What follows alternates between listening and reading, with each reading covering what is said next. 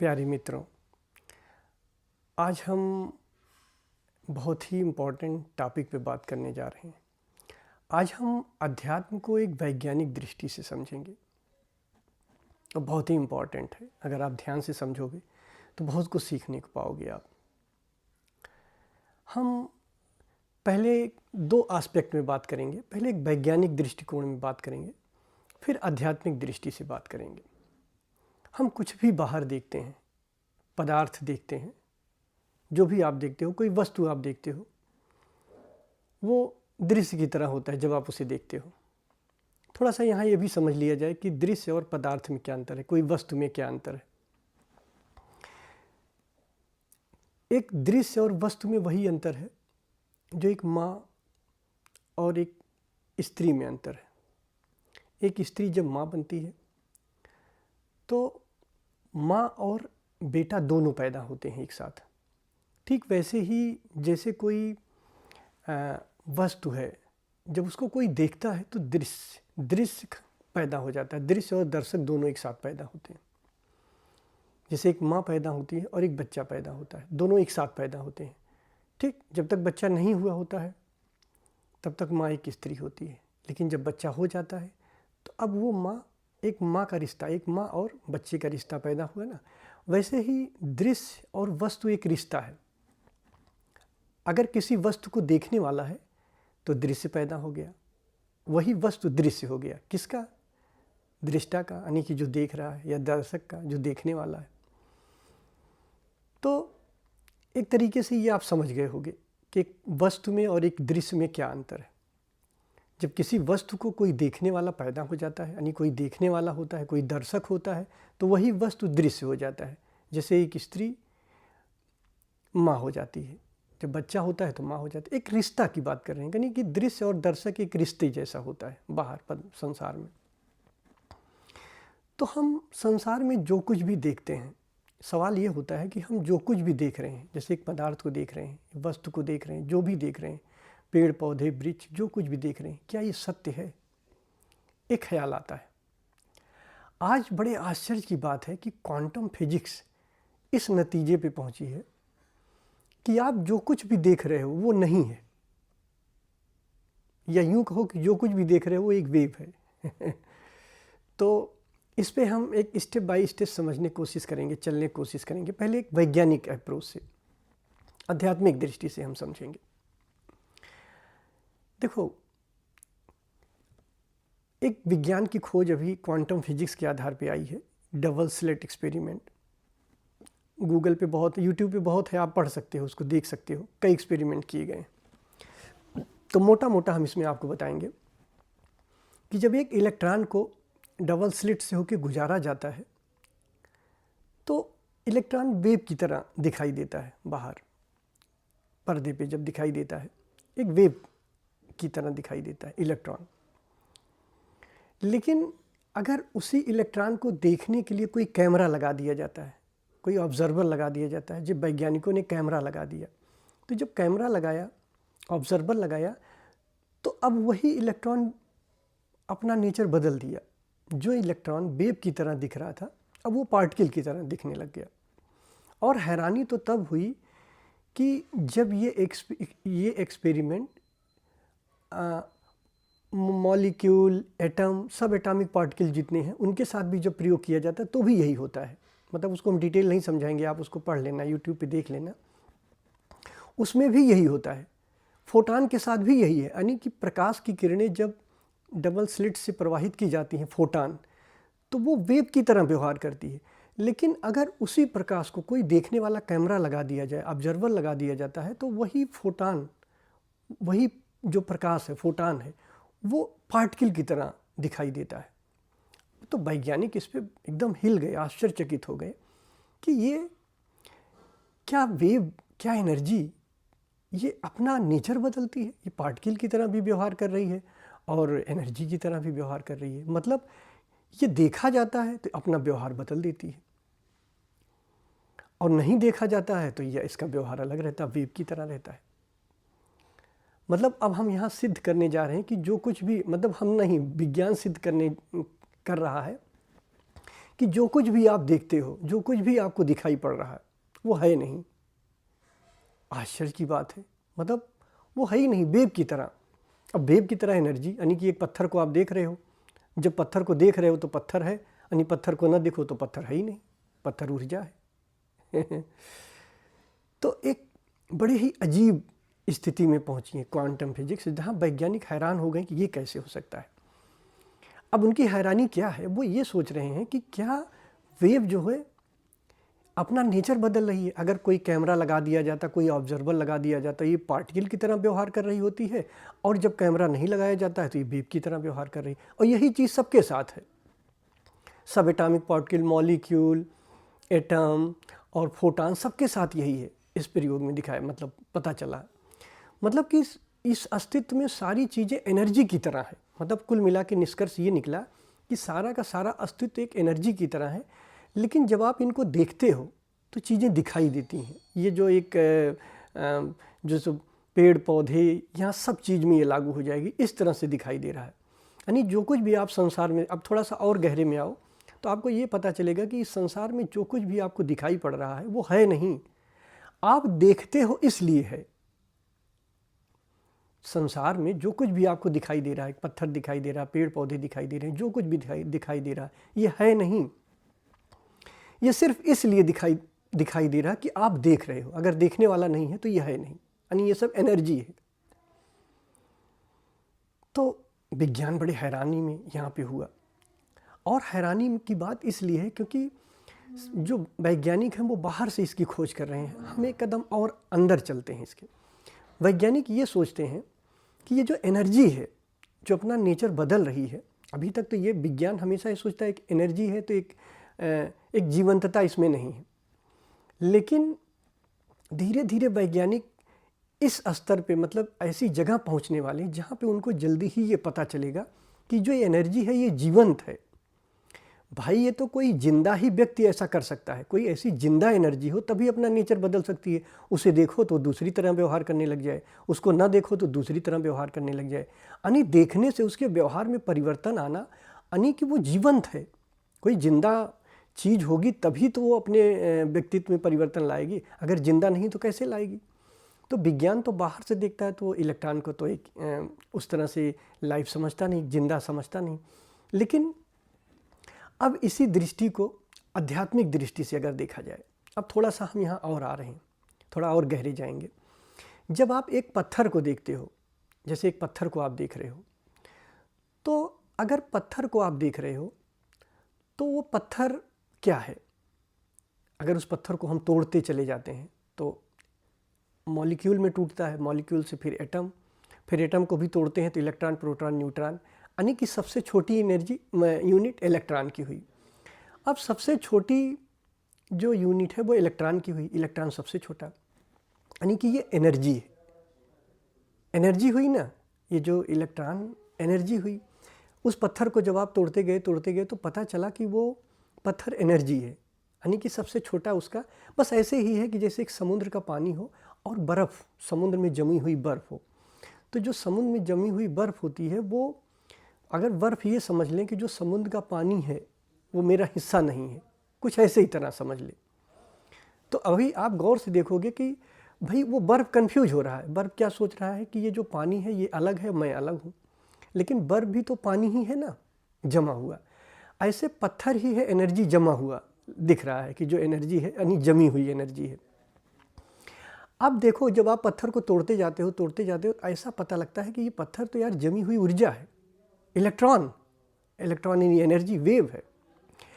अब आप जिन आँखों से उस पत्थर को देख रहे हो, जिन आँखों से, तो वो आँखें क्या हैं अगर गौर से देखा जाए। आँख भी तो इसी पंच तत्व से है।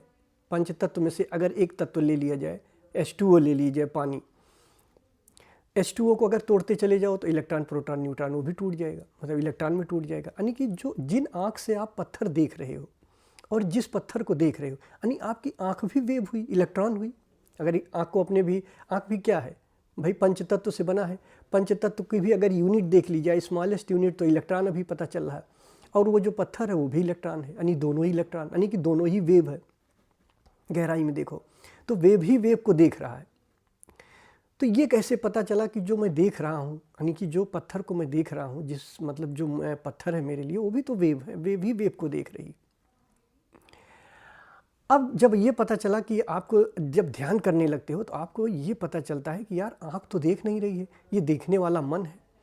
तो जब आप मन को भी देखते हो, मन को भी आप तोड़ते चले जाते हो, तो आप देखते हो विचार जब टूटते चले जाते हैं गहनतम में, तो आपको पता चलता विचार है ही नहीं, विचार खो जाते हैं। विचार पूरी की तरह विचारों का कन्वर्जन हो जाता है चैतन्य में, कॉन्शियसनेस में, यानी कि कॉन्शियसनेस में ही आके विचार खो जाते हैं, यानी सिर्फ कॉन्शियसनेस बचती है।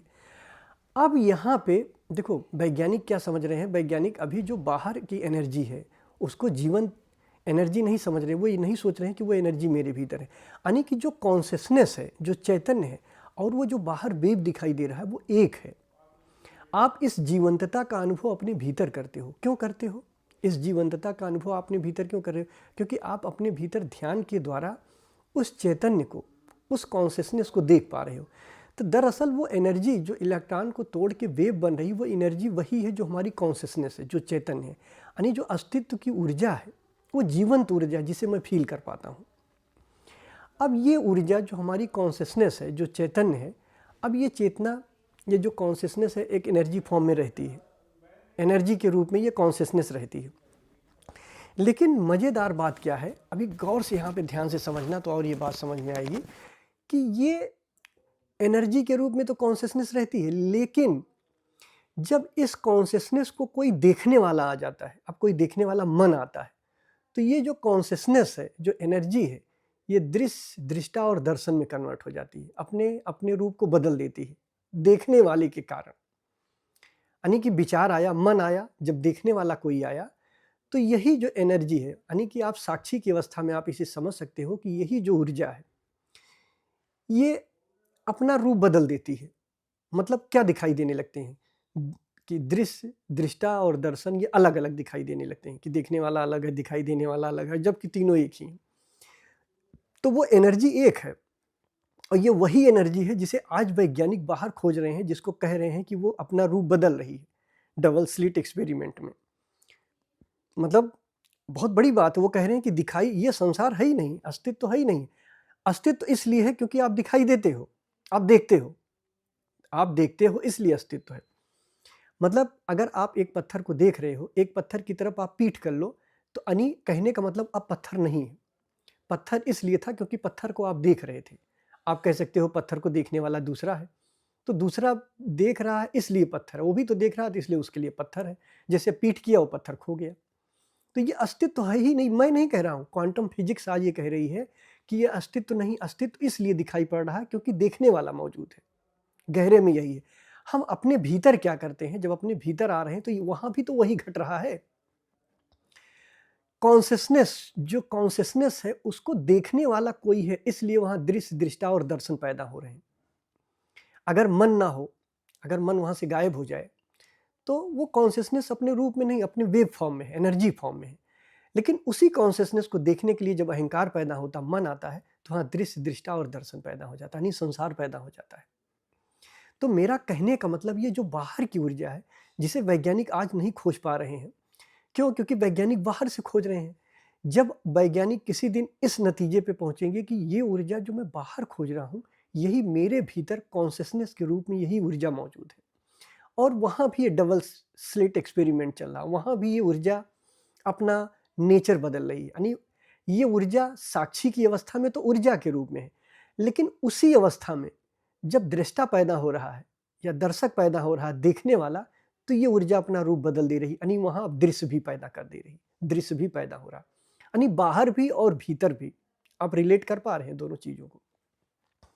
बाहर भी वो परम ऊर्जा है, वो कॉन्शियसनेस है, वो चैतन्य है, लेकिन वो चैतन्य जिंदा है। इसे वैज्ञानिक आज प्रूव कर रहे हैं। वो कंफ्यूज हैं, क्योंकि अगर जिंदा ना हो तो अपना रूप कैसे बदल रही है भाई? ऊर्जा पे अगर एक कैमरा लगा दो तो ऊर्जा का नेचर बदल रहा है, ये तो वही कर सकता है जो जिंदा है। तो हमारे भीतर जब वैज्ञानिक इसको साक्षी के रूप में, अब वैज्ञानिक चूंकि बाहर खोज करता है, भीतर तो करता नहीं, सत्य की खोज वैज्ञानिक बाहर करता है, इसलिए विज्ञान इसकी पराकाष्ठा पे पहुंच गया है क्वांटम फिजिक्स के जरिए। हम आध्यात्मिकता में सत्य की खोज भीतर करते हैं, इसलिए हम साक्षी की अवस्था में इसी ऊर्जा को महसूस करते हैं और ये पता चलता है हमको कि ये ऊर्जा मैं ही हूँ। ये जो बाहर ऊर्जा दिखाई दे रही है, जो इलेक्ट्रॉन डाले जा रहे हैं, जो वेव के रूप में है, वही वेव साक्षी के रूप में, चैतन्य के रूप में मेरे भीतर मौजूद है, जिसे हम महसूस कर पा रहे हैं। यानी ऊर्जा ही ऊर्जा को देखती है, ऊर्जा ही ऊर्जा को देखती है जैसे कुछ पैदा हो जाता है। अब जब कोई नकली अहंकार कोई पैदा होता है, जब मन पैदा हुआ है और नकली अहंकार के रूप में क्या हो रहा है, वेव वही है, एनर्जी एक ही, लेकिन यहाँ 4 चीज़ें पैदा हो जा रही। यहाँ पे क्या हो रहा है, चैतन्य हो गया पैदा, चैतन्य का अनुभव पैदा हो रहा है, ठीक। और इसके पीछे एक जो अनाहत नाद चल रहा वो पैदा हो रहा और आनंद पैदा हो रहा है। ये 4 चीज़ें पैदा हो रही। क्यों पैदा हो रही हैं? क्योंकि देखने वाला नकली अहंकार मौजूद है। नकली अहंकार के रूप में, नकली अहंकार के रूप में आते ही ये ऊर्जा 4 चीज़ों में बँट जा रही है। परमात्मा के चतुर्भुज रूप में यही ऊर्जा बँट जा रही है। और जैसे ही वो नकली अहंकार खोता, फिर वेव्स अपने वेव में आ जाती है, एनर्जी फॉर्म में आ जाती है, चैतन्य के स्वरूप में आती है। तो ये जो चतुर्भुज परमात्मा का रूप हमें दिखाई दे रहा है, ये भी वही ऊर्जा है। जैसे हमने पढ़ा नहीं, इलेक्ट्रॉन, प्रोटॉन, न्यूट्रॉन, अगर इसको देखा जाए तो ये रजो, तमो और सतो गुण हैं तीनों। इलेक्ट्रॉन यानी नेगेटिव चार्ज है, न्यूट्रॉन न्यूट्रल चार्ज है, यानी प्रोटॉन पॉजिटिव चार्ज है। तो प्रोटॉन को एक तरीके से रजोगुणी कह सकते हो। न्यूट्रॉन, वो इलेक्ट्रॉन निगेटिवली चार्ज है, तो एक तरीके से ये आप अलग अलग गुणों में बांट सकते हो कि अगर इन्हीं में देखा जाए, रजो, तमो और सतो में, तो आप देख सकते हो कि प्रोटॉन पॉजिटिव वाले हैं, पॉजिटिव चार्ज है, तो रजस प्रवृत्ति के हैं। इलेक्ट्रॉन निगेटिव चार्ज है, तमस प्रवृत्ति के हैं। न्यूट्रॉन अगर देखा जाए न्यूट्रल है, ये सतों में वैलेंस है, तो ये वैलेंस, तो ये ऊर्जा बाहर भी रजो, तमो और सतो तीनों गुणों में विद्यमान है। और ये ऊर्जा वही मेरे भीतर भी, बाहर की ऊर्जा और मेरे भीतर की ऊर्जा दोनों एक है। आध्यात्मिक जो सत्य का खोजी योगी, वो ये जान लेता है कि मैं वही हूँ। जो बाहर की ऊर्जा, जो विज्ञान आज इस यहाँ पे पहुँच गया है और बड़े अचंभे में आ गया है कि ये क्या हो रहा है कि एनर्जी को देखा जा रहा है तो एनर्जी अपना रूप बदल ले रही है, और नहीं देखा जा रहा है तो एनर्जी अपना रूप नहीं बदल रही, मतलब अलग तरीके की है। यहाँ भी तो अंदर वही हो रहा है कि जब नकली अहंकार के रूप में उस चेतना को देखा जा रहा, तो वो चेतना अपने रूप को बदल ले रही है। चेतना यानी कॉन्शियसनेस, एनर्जी 4 रूप में आ जा रही है। कॉन्शियसनेस हो गई, कॉन्शियसनेस का अनुभव हो रहा है, और उसके पीछे उसका नाद चल रहा और उसका आनंद, ये चारों रूप एक साथ प्रकट हो गए वहाँ। किसके कारण? क्योंकि जब कोई ऑब्जर्वर आया, कोई देखने वाला आया वहाँ, और जब देखने वाला नहीं था तो ये ऊर्जा वेव के रूप में थी। समाधि की अवस्था में चेतना एकदम एनर्जी फॉर्म में रहती है, अद्वैत की स्थिति में। लेकिन जब देखने वाला कोई कैमरा लग जाता है तो ये अलग अलग रूपों में आ जाती है। तो बहुत बड़ी उपलब्धि है कि आज विज्ञान यहाँ तक पहुँचा, इस कदर यहाँ तक पहुँचा कि ये समझ सकता है कि ये एनर्जी जीवंत है, जो ब्रह्मांड की ऊर्जा, अस्तित्व की ऊर्जा जीवंत है। और इसकी खोज भी कर चुके हैं कि जो ब्रह्मांड है वो फैल रहा है, एक्सपेंशन हो रहा है। तो जो मुर्दा है उसका तो एक्सपेंशन होगा नहीं, फैलाव। ब्रह्मांड इसका अर्थ ही है कि जिसका फैलाव हो रहा है, अस्तित्व जीवंत है कहीं न कहीं। बट ये विज्ञान की पराकाष्ठा में यहाँ तक तो पहुँच गए हैं, लेकिन और इसके आगे जाने के लिए आध्यात्मिकता की ज़रूरत है। मतलब आध्यात्मिकता की ज़रूरत, आध्यात्मिकता से और आगे जा सकते हो कि वो ऊर्जा जो बाहर दिखाई दे रही, वो ऊर्जा मैं ही हूँ, वो जीवंत ऊर्जा मैं ही हूँ। इसे बहुत गौर से समझना, 2-3 बार आप सुनना तो आपकी ये समझ में आने लग जाएगा कि ये क्या खेल है जो चल रहा है। एकदम एनर्जी है, अस्तित्व में सिर्फ वही ऊर्जा है, बाहर भी भीतर भी, जो ब्रह्म के रूप में वही ऊर्जा है। और जैसे ही इसको कोई देखने वाला पैदा होता है, दृश्य, दृष्टा, दर्शन, सारी चीज़ें अलग अलग पैदा हो जा रही, बाहर भी हो रही और भीतर भी हो रही। परमात्म तत्व में वहाँ भी हो रही हैं और बाहर भी पैदा हो रही। ये खेल चल रहा है, क्योंकि वैज्ञानिक कभी ये नहीं जान सकता, क्योंकि विज्ञान तो हर चीज़ों को तोड़ तोड़ के बाहर ही देख सकता है और यहाँ तक पहुँच गया कि हाँ ठीक है, ये ऊर्जा जीवंत है। लेकिन इस जीवंतता का अनुभव अपने भीतर होगा और वो अध्यात्म के माध्यम से होगा। तो अगर विज्ञान और अध्यात्म जुड़ जाए, और अगर वैज्ञानिक भी इस चीज़ को अपने भीतर अनुभव कर सके, तो वो इस खेल को समझ सकता है कि क्या खेल चल रहा, क्या आनंद की चल रहा। तो ये बड़ा वैज्ञानिक है, इसका समझना, इसको समझना, इसको आप समझना तो और अच्छे से समझ पाओगे। ये सुनना आप इसको कायदे से, और इसको समझने की कोशिश करना जो मैं बताया हूँ। धन्यवाद।